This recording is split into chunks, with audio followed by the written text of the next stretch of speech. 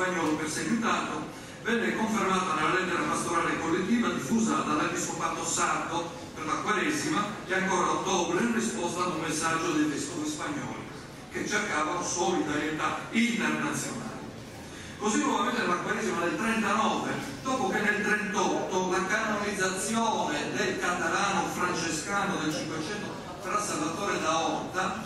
soprattutto i cagliaritani sanno cosa vuol dire fra Salvatore da Orta, morto e sepolto a Cagliari, fu anch'essa occasione per rimarcare un giudizio, un sentimento della comunità credente isolana verso la guerra civile e i suoi protagonisti, per condannare la Repubblica e la guerra civile combattuta dalla parte di chi era stato aggredito dal razziamento.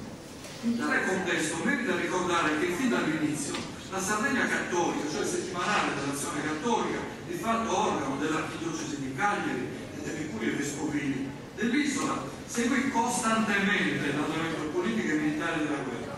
Sono 15 gli articoli di testo lungo, editoriali e commenti corsivi, e addirittura 120 i trafiletti di prima pagina per l'aggiornamento dei lettori, settimana dopo settimana, per l'aggiornamento dei lettori, i parroci come opinion leader. Questo è un passaggio importante, opinion leader di comunità, perché il giornale non arrivava certo fin nell'estrema periferia personale, ma arrivava nelle periferie territoriali o istituzionali, cioè diciamo ai parroci che sapevano poi organizzare le conferenze sulla materia e anche imbastire anche nelle omelie della messa questo tema. Diciamo così, di tutt'altra natura fu l'orientamento della massoneria. Ho trovato proprio in questi giorni, avevo già fatto una relazione, quindi lo conoscevo semplicemente come bibliografia, e qui torniamo alla Giustizia e Libertà, torniamo anche a Tino Giacobbe, torniamo a Emilio Russo. Francesco Fausto Nitti scrisse che è uno dei 3 fondatori di Giustizia e Libertà, è uno di quelli che fuggirono da Lipari con Lussu e con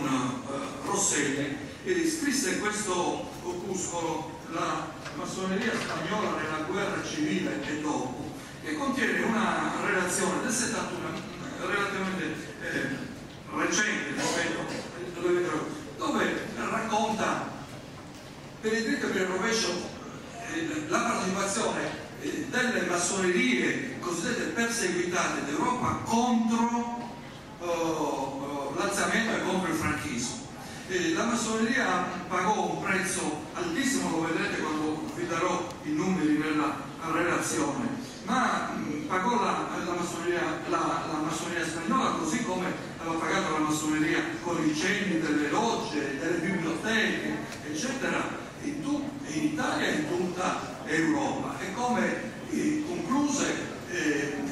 nel capolavoro di Hitler nei campi di concentramento nazisti, dove finirono migliaia di esponenti della massoneria. Vedete, è la mia conclusione questa, che non ha un carattere, io non ho una tessera di massoneria in tasca, non ha quindi nessun carattere per così dire propagandista quello che dico, ma molte volte si va per schemi, così come